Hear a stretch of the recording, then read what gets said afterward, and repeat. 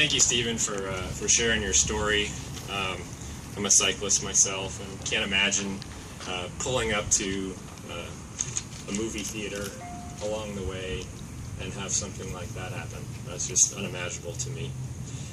I want to thank all the activists who are out here today and have been out here for the last many months, speaking out on this important issue.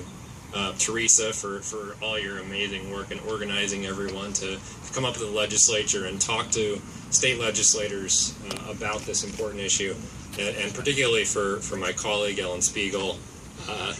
Like you heard, without her we wouldn't have got it out of the Assembly, and so I really appreciate what she and her colleagues in the Assembly taking the hard decision on the last day of the legislative session to make sure that this bill got to the governor's desk so we can put the governor on record on this important issue.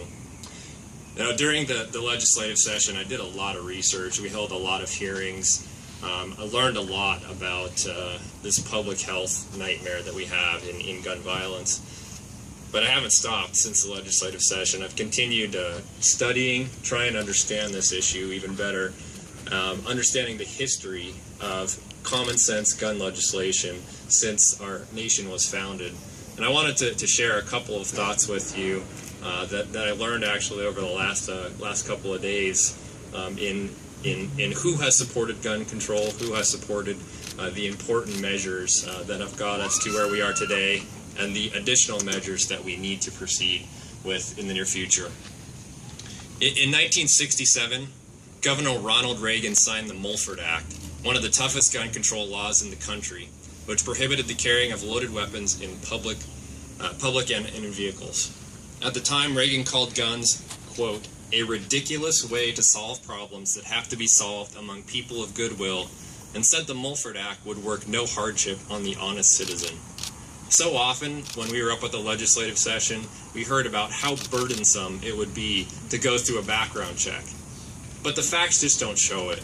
You can walk into any federally licensed firearms dealer and 95% of the time walk out in 10 minutes with the gun you want to purchase.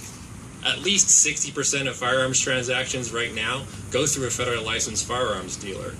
If it's okay for the 60%, why isn't it okay for the other 40%? That's right. What are you afraid of? Later, President Reagan, referencing the Brady Bill, stated, with the right to bear arms comes a great responsibility to use caution and common sense on handgun purchases. And it's just plain common sense that there be a waiting period to allow local law enforcement officials to conduct background checks on those who wish to purchase handguns. If it was common sense then, why isn't it common sense now? Reagan went on to say, critics claim that background